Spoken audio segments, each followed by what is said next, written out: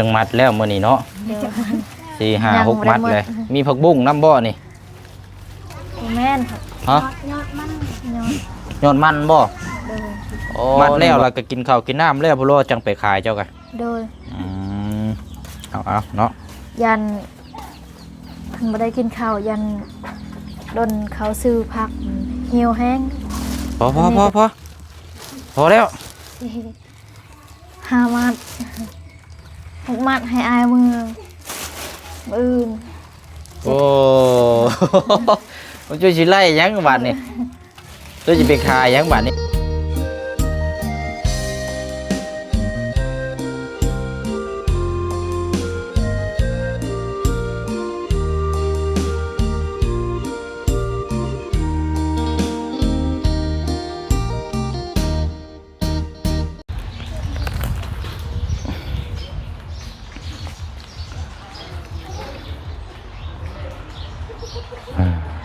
พี่น้องเนาะเปิดภาพเปิดกล้อง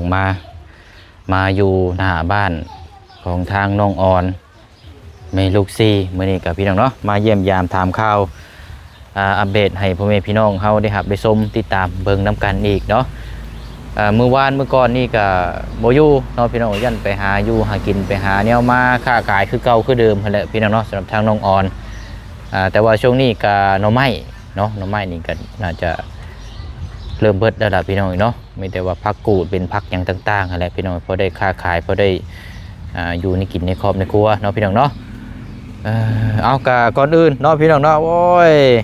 จักสิว่าจังใดพี่น้องเนาะเอากะมีซอยตามเหตุตามกำลังตามศรัทธาเฮานี่แหละพี่น้องเนาะพอบ่เสียงก็เคยเราแล้วก็เคยบอกเคยแจ้งพี่น้อง FC เฮาอยู่เนาะเพราะว่าเป็นหยังพี่น้องจังเคยเว้าในนี้ว่าถ้าเฮามีการซอยเนาะซอยเคสที่เฮาเคยซอยมาแล้วก็หลังๆมาเฮาก็ซอยตามปัจจัยตามกำลังศรัทธาเฮาพี่น้องเนาะเพิ่นได้เฮือนได้ซานลานแป้นพออยู่พอกินแล้วก็เฮาซอยเป็นข้าวต้มขนมเนาะก็หยังก็แล้วแต่เราพี่น้องแต่ว่าขอให้ซอยเนาะคือทุกเทื่อทุกเคสที่เฮาไปนี่เฮาจะมีการซื้อเครื่องของไปช่วยเหลือเบื้องต้นตลอดบ่หลายก็น้อยแล้วก็การใช้จ่ายนี่มันโมเมนต์ว่าแต่จุดเดียวเข้าไปแต่ละมื้อนี่พี่น้องเนาะบวกค่าน้ำมันค่าน้ำมันหลายสิ่งหลายอย่างหลายทางเนาะเป็นเงินในกระเป๋าเฮาเบิดได้พี่น้องเนาะถ้าบ่มีทางผู้ใหญ่มอบหมายมอบงานให้ก็คือเงินในกระเป๋าเฮาบางเทื่อก็จนได้ติดหนี้จนได้ยืมพี่น้องเนาะเฮ็ดเวยกเฮ็ดงานนี่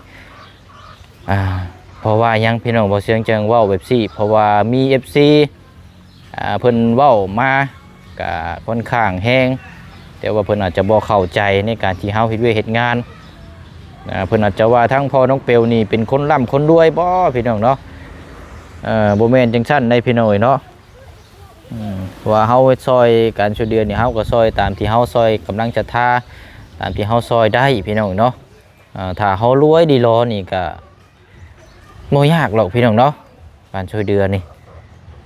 ซอยเต็มที่อยู่แล้วเนาะแต่ว่าเฮาก็คือว่าอะไรพี่น้อยเฮาซอยแต่ละเคสนี่เฮาก็เบิ่งตามเหตุตามปัจจัย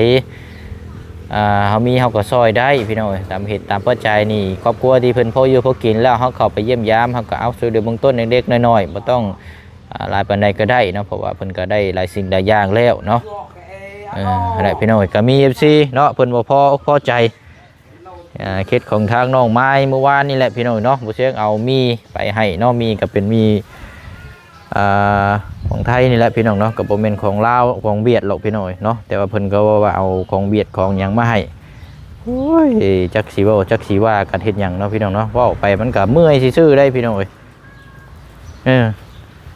เพราะว่าเฮาบ่ได้ซอยแหละเฮาเว้าแหละมันก็แบบนึงเลยพี่น้องเนาะเพราะว่าการกินการอยู่นี่แต่ละมื้อแต่ละวันนี่ซุมื้อนี้นี่การใช้จ่ายนี่มันบ่คือเก่าพี่น้องเนาะถ้ามันลดการใช้จ่ายลงนี่บ่เสียงยอมรับพี่น้องเนาะบ่คือเก่าอยู่หรอพี่น้องเอ้ยแต่ก่อนนี่ค่าเครื่องของค่าเครื่องชีพนี่ค่ากินค่าอยู่นี่เฮายังว่าโอเคอยู่เพราะซุมื้อนี้ค่าเครื่องค่าของก็แพงแล้วก็ค่าเช่าห้องอย่างนี้สินะพี่น้องเดี๋ยวเบื้องต้นหลายสิ่งหลายอย่างเนาะว่าถ้าเฮาบ่ดึงเฮาเองมันก็จังไดพี่น้องเอ้ยนอกจากที่ผู้ใหญ่เพิ่นซอย เคสนั้นเคสนี้พี่น้องเนาะตามเพิ่นแนะนำมาที่เฮาติดตามมาเนี่ยทางผู้ใหญ่เพิ่นก็ให้ค่าน้ำมันค่าน้ำมันเติมค่าหรือว่าซอยค่าเช่าห้องเนาะแต่ว่าก็ตามกำลังตามศรัทธาเนาะพี่น้องเนาะเพราะว่าผู้ใหญ่เพิ่นก็ซอยหลายสิ่งหลายทางเนาะเอาก็มีเรื่องราวมาเล่าให้พี่น้องฟังประมาณเท่านี้แหละพี่น้องเนาะก็เว้าหลายมันก็เขาก็เว้าหลายเทื่อแล้วนะพี่น้องเพิ่นอาจจะบ่เข้าใจเนาะสำหรับ FC นี่เพราะว่าบ่เสียงเข้าไปเมื่อวานนี่แหละพี่น้องหาทั้งน้องไม้น้องทายเนาะเพิ่นก็บ่พออกพอใจคันถูกรางวัลที่1นี่บ้าพี่น้องเอ้ยบ่ยากหรอกเนาะข่อยสิยุ่นให้คืออันกระสอบข้าวสารนั่นแหละพี่น้องเนาะแต่ว่านี่มันโอ้ยพี่น้องเอ้ยขนาดเฮากินข้าวย่ำแท้ๆย่ำไปย่ำมาบัด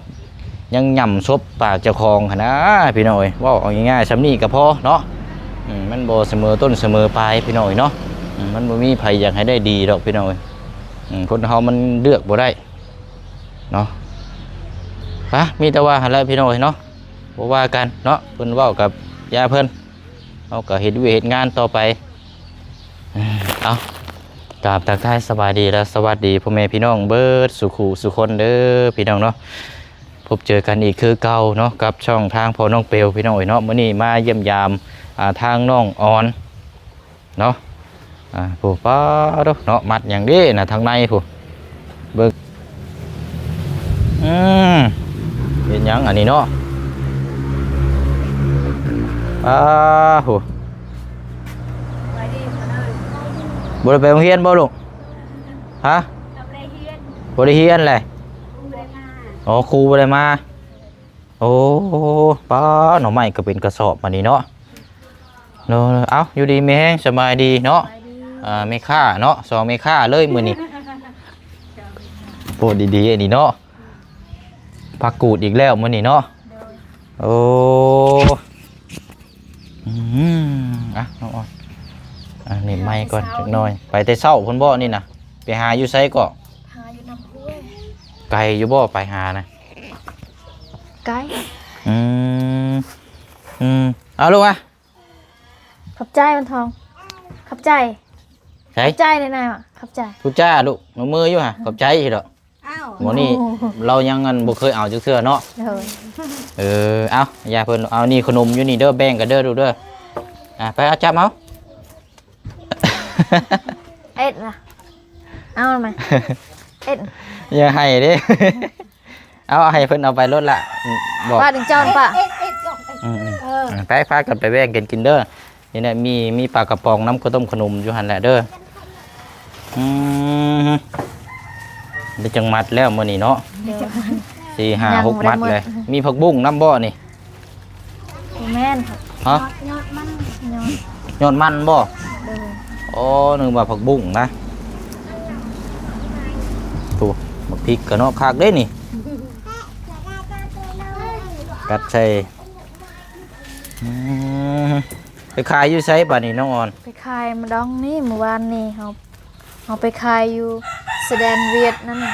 เมื่อวานนี่ไปขายยังไปขายผักนี่กันไม้เมื่อวานนี่ก็ไปขายผักโดย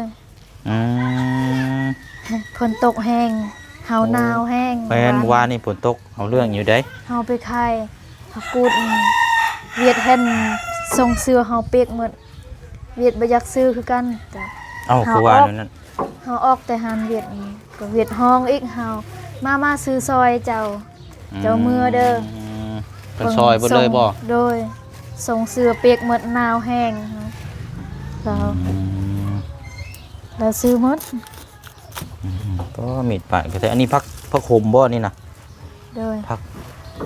โอ้หอมใจเนาะพวกหมูพวกหยังนี่แซ่บด้วยนี่เนาะหอมใจกระดูกหมูกระดูกหมูจะเข้าซื้อจะเข้าพักธรรมชาติบ่นี่นะเนาะโดย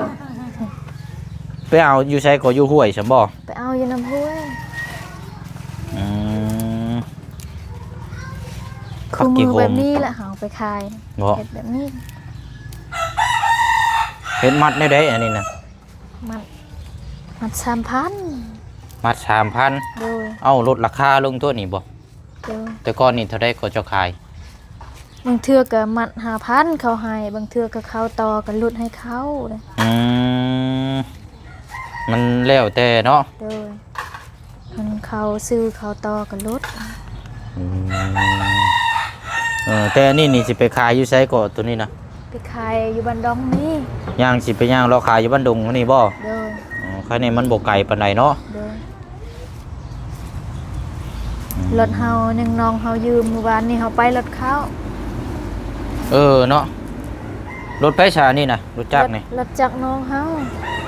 น้อง ร อ ถ ยู่ จักรเฮาน้องเฮายืมไปงานดอง น้องผู้หญิงหั่นบ่ โดยน้องผู้ชาย ฮะ น้องผู้ชาย น้องผู้ชายอยู่ไสน่ะ อยู่บ้านสมุน อ๋อบ่แม่นน้องสอนหรอว่า โดย คนละคนบ่ โดย อืม ถ้ารถเฮามาเฮาไปอีกเฮาไปขายอยู่แสดงอีก อืม ขายแถวมาดองนี่เขาได้ซื้อหมด บัดนี้ย่างไปบ่บัดนี้นะ โดย นึกว่าอันนี้มันขี่บ่ได้บ่คันนี้ บ่ นะ ได้ มันเป็นหยังอันนั้นล่ะ เฮาบ่ฮู้ ติดบ่ได้บ่ บ่ได้เฮ้ย โอ้เพิ่นยืมไปจังมื้อน่ะรถเจ้า มื้อนี้แหละเขาเมื่อ เอาไปมื้อนี้เนาะ โดย อืม ยังบ่ได้กินข้าว ว้ายกินข้าวกันได้เฮ้ยเนาะ เออ ไปเกาะ มาสวม อ๋อเราชวนไปขายบ่ โดยแล้วส่วนเราถามเจ้าใครอยู่ระบ้าบ่ ไปขายอยู่ไสบ่ติ โดยเฮาว่าขายมาดองนี้ มันดงโอ้โตเนาะโพดอีดอกผักกูดกันเนาะนี่จะเอ้ยนั่นเจ้านะ กิน เฮ็ดกินได้ได้นี่พักตัวนี้นะ ต้มลวกแล้วก็ต้ม อันนี้พักกันคืออยู่หน้าเฮือนน้องสอนให้เนาะ โดย กินได้บ่นี่ก็ ได้ โอ้เฮ็ดกินได้นี่นะ นี่ ลว เฮ็ ก ดนี่เฮาใส่หน่อไม้แกงหน่อไม้ โดย เจาะแหยบแรงน่ะเจาะแหยบตะกี้น่ะ เนาะมะเขือนี่เอาไปนี่เอาไปล้าง เจาะ นี่ แหย เล บ ย ตะกี้ เอาไปล้างใช้จ้ำแจ่ว ทาสุปผักก้อนจึงกินข้าว อืมมัดแล้วเราก็กินข้าวกินน้ำแล้วบ่รอจังไปขายเจ้ากัน โดย อืมเอาเนาะ ยันทันบ่ได้กินข้าวยันดนเขาซื้อผักเหี่ยวแห้งตอนนี้ก็เหี่ยวแห้งแล้วเขา อยู่ข้าวแห้ง โดย จังหน่อยหาบไปเลยเป็นลมแล้วบ่แห้งเลยเนาะ โดย ข้าวเช้าบ่ยังบ่ทันได้กิน กินแล้วแต่ข้าวเช้ากินน้อย แต่กินบ่ได้หลาย โดย เฝ้าน้ำเวียกเฝ้าน้ำหานี่แหละมาขายเนาะ โดย คันไปซวยนี่ก็บ่ทันคนนี่เนาะ โดย อื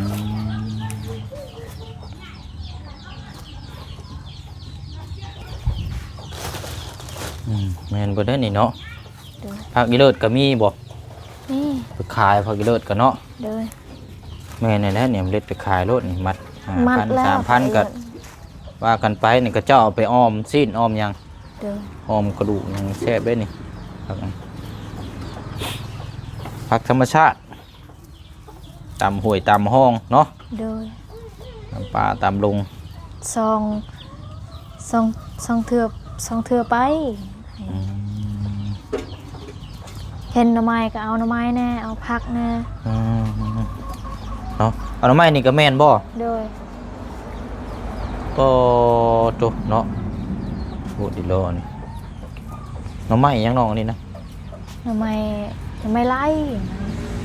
หน่อไม้พางเบิดหรอบ่ โดย หน่อไม้บงได้สายยังอยู่บ่ ยัง อ๋อ ยังแบบบ่ได้ใหญ่ได้แต่น้อย หน่อไม้บงนะ โดย เบิดแล้วบ่ตอนนอตอนนั้นมันใหญ่นะ ๆโดยได้แต่น้อยๆนั่นได้หลายใหญ่บ่ได้หลาย ตัวน้อยก็แซ่บอยู่ โดย คันว่านั่น ได้น้อยๆน้อยๆเห็นเขาปอกหมดแล้วน้อยๆหน่อไม้บง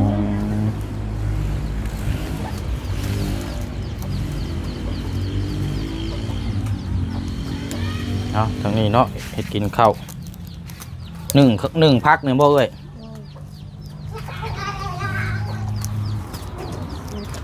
โหดก็ใหม่บ่แหละเนาะ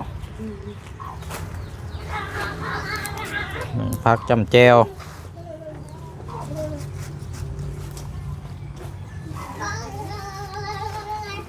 โดเตคอนนะ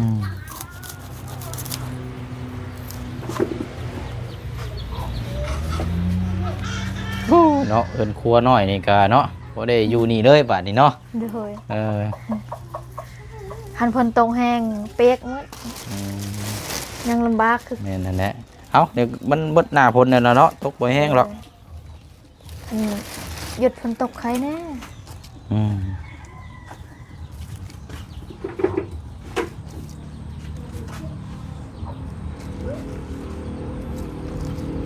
ตกบ่ค่อยแห้งปานใดหรอก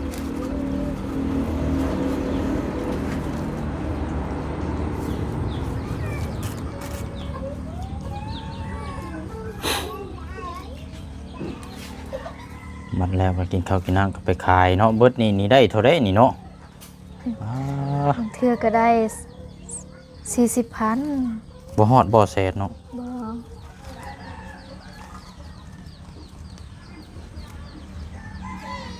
เมื่อวานนี้ได้เท่าไดซะเนาะ ได้เส้นหนึงเงินเวียด โอ้อืม ก็มัดซื้อเครื่องให้ลูกซื้อขนมซื้อปุ้นพาลูกกินเมื่อ อืมพอได้อยู่ได้กินเนาะ โดย พอได้อยู่ได้กินเฮ็ดไปนี่แล้วดีแล้วเบิดช่วงมันแล้วก็จักสิหาหยังได้ค้าขายบัดนี้เนาะ โดย อันนี้ก็พอได้ขายแต่อันนี่แหละ ข้าวลูกเฮาหมดแล้ว เข้าวเล็กน้อยเห็นบ่ โดย โอ้ ข้าวกล่องหมดแล้วข้าวลูกเฮายำแต่6 โมงอีกบัดตอนเช้ายำบ่ทัน ยังบ่ทันเนาะ โดยอยากไปแบบนี้อยากไปหานี่เด้ เพื่อหย่ำเพื่อหยังสวยพอดี โดย บ่ทันช้ำเนาะ โดย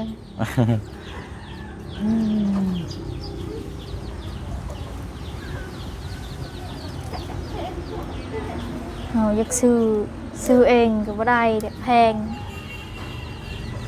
อืม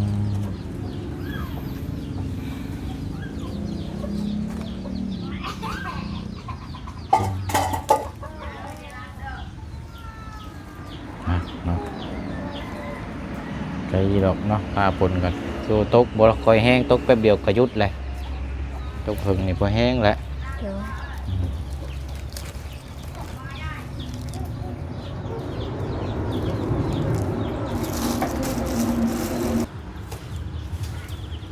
ไอ้ยังบ่ได้มื้อ เอาสิเมื่อมื้ออื่น เฮาสิให้อ้ายพักนี่ เดินทางมื้ออื่น โดยพอดีเลยเฮาให้ โอ้ยพุ่นละมื้ออื่นพุ่นละยังสิมาเยี่ยมยามอีกเทื่อนึงอยู่ดอกอันนั้นก็พอบ่เชียงมานี่ติดตามเคสทั้งน้องห้างเพิ่นอยู่นี่อยู่ เดี๋ยว อยู่นี่เด้ เราอยู่เฮือนน่ะ ฮะ น้องห้างอยู่เฮือน เรามาได้เด้ปัวเราไปหามาได้ เดี๋ยว หามาแล้ว เฮาก็ดีใจแล้วเรามา นั่นยังวะบ่มาแล้วเราก็ยังหักแพงกันอยู่เนาะกับปัวกันเพิ่นว่าบ่หักแพงปัวหรือว่ายังเกี่ยวกับทางปัวทางหยังยังว่ามามันก็ยังลำบากใจได้เนาะ เดี๋ยว อันนี้ปัวเรายังหักแพงอยู่ได้น้ำปัวนั่นแหละนั่นก็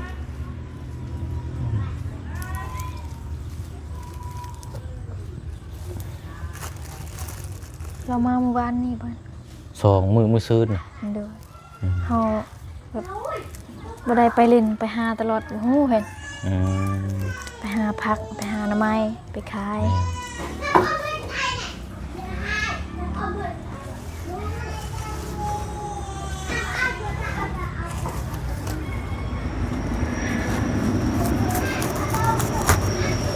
โอ้เนาะบัดนี้แล้วเลยเนาะ เดี๋ยวได้ กินข้าวแล้วก็จังไปขายเนาะ เดี๋ยว อื หมดนี่ได้ละ10 มัด15 มัด อืม เฮาประมาณน่ะ อย่างหลอกขายเนาะ เดี๋ยว นี่แล้วอันหน่อไม้ก็ใส่ถุงคือเก่าเนาะ เดี๋ยว เออไปใช่แหละเนาะมาเยี่ยมมายามก็เห็นทั้งน้องออน เนาะแม่ลูกซี่นี่แหละพี่น้อยก็ค้าขายขยันอีกคือเก่าโอ้ยดี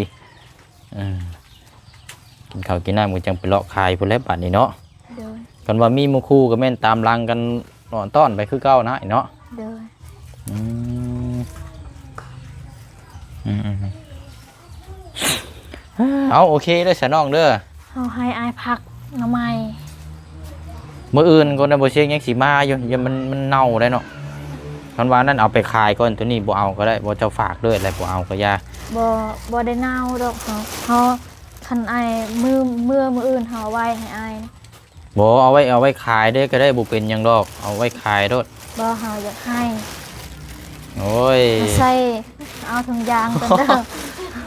เพราะว่าไว้นี่แล้วเอาไว้ขายได้ครับบ่เอาก็อย่า ขยพักนี่ว่ะอายบ่เคยกินบ่พักนี่ว่ะ บ่เอาไว้ขายรถบ่เคยกินผักอันนั้นน่ะ เอาถุงยางกันเด้อ โอ้ยเนาะชะ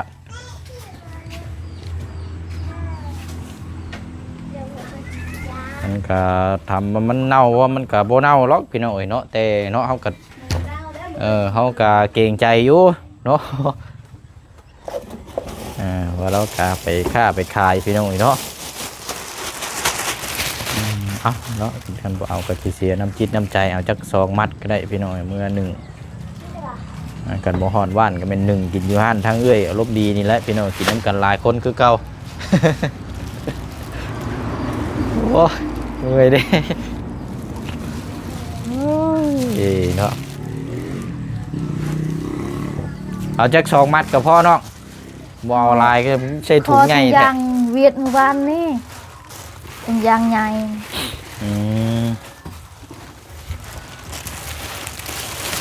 เอาจังซี่เอาจัก2มัดก็ได้เดี๋ยวไปเชียงสิเอาไป1อยู่ห้านเอ้ยเพิ่นอยู่บ้านดงนี่เอาไปกินกับทีมงานในเรือนนะเจ้าเอาไปขายเด้อ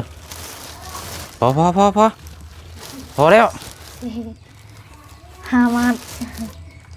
6 มัดให้อายมืออื่น โอ้ มันช่วยสิไล่ยังบาทนี่ช่วยสิไปขายยังบาทนี่นะ ขายหน่อไม้มืออื่นคันอายมืออื่นมาเอาหน่อไม้เฮาไปหาอีก โอ้ยบ่อันนี้ได้เอาออกอีกก้อนละ บ่เฮาอยากขายหมดเลยนี่เฮาขายบ่หมดเขาได้ซื้อนี่ ตายคักๆบาทนี่เนาะโอ้ยบ่ไหวแล้วอันนี้เนาะน้องคอนเอานี่คอนเอาด้วย จะไอ้คอนบ่ให้ก็ยาเงินว่าเฮา เอามาพี่ลูกมาเร็วเอาไปโรงเรียนเด้อลูกเด้อเอาไปโรงเรียนเดี๋ยวให้แม่เจ้าสิบ่เอา ใช่เอาจักชองชามมัดกับพ่อว่ะ เอามือเลย เจ้าสิเอาไปขายเด้ ขายนี่ก็บ่หมดดอกเขาบ่ได้ซื้อ โอ้ยเนาะ อันขายอยู่เวียดแบบลายเห็นแถวดองนี่ลายคนขายผักอีเลิศไหนเอา เพราะว่าผักเลิศมีอยู่ละเอาไปขายนะโอ้ยพอแล้วไปก็จะเมื่อก่อนไหวแล้วนี่เอามา เอาขอบใจก่อน โอ้ยเนาะเอาไว้เอามาหนูจีให้เบิดทุกอย่างเนาะพี่น้องขาย ครูทุกคนขอให้อยู่ดีมีแห้งให้สุขภาพแข็งแรงความเจ็บอย่าได้ความใครอย่ามีปรารถนาสิ่งใดขอให้ได้สิ่งนั้นนอนหลับขอให้ได้เงินหมื่นตื่นขอให้ได้เงินแสนทั้งหมด FC ครูทุกคนขอให้เทวดาหักแพงลายเด้อทั้งบ่เสียงนำขอให้บ่เสียงไปใส่มาใส่ให้หลอดปลอดภัยขอให้บ่เสียงไปใส่มาใส่มีคนหักคนแพงขอให้ยุยืนยาวขอให้อยู่เย็นเป็นสุขให้สุขกายสบายใจเด้อสาธุ โอ้ยเนาะเอา ให้กินข้าวยัง กินรสบ่เชียงกินแล้วพากันกินรส ค่ะสุขภาพก่อนกินข้าว โอ้ยเอาขอบใจหลายๆล่ะเด้ออุ้ยสัตว์เนาะ เอาเนาะใจละลาย น้ำไม้เขาจะน้ำไม้ให้ได้น้ำไม้ บ่พอก่อน ไปแล้ว ว่ากันพี่น้องเลยว้ายคันบ่เอากันบ่ได้อีกเลยพี่น้องอีกเนาะเว้าด้วยน้ำจิตน้ำใจนี่จังซี่แหละพี่น้องอีกเนาะ เนาะเอาก็ถือว่าทางน้องเพิ่นนี่เสมอต้นเสมอปลายแต่ใดมาเนาะพี่น้องที่เฮาฮู้ได้ติดตามมาเครื่องของน้องเพิ่นก็บ่แม่นเป็นคนที่เว้าปลูกโป๊กเนาะมีหยังแล้วก็แบ่งให้มีทีมงานมานี่พี่น้องเนาะซึ่งมื้อนี้ก็นี่แหละพี่น้องจนเอาจนเกรงใจให้ละคันสิเว้ากันไปเอาละพี่น้องเนาะก็จังว่าจังคุยน้ำกันเนาะขอบใจทั้งน้องอ่อนเพิ่นในไลน์เนาะแล้วก็พ่อแม่พี่น้อง FC เฮาเบิดสุขุสุคนเด้อเนาะอยู่ดีมีแฮงร่ำรวยคือเก่าคือเดิมพบเจอแต่แนวสิ่งดีๆเข้ามาในชีวิตแต่ก็ในครอบครัวเนาะพี่น้องเนาะคิดหยังทำหยังก็ขอให้ประสบความสำเร็จเนาะตลอดปีและตลอดไปบ๊ายบายเด้อพี่น้องเด้อเนาะสบายดี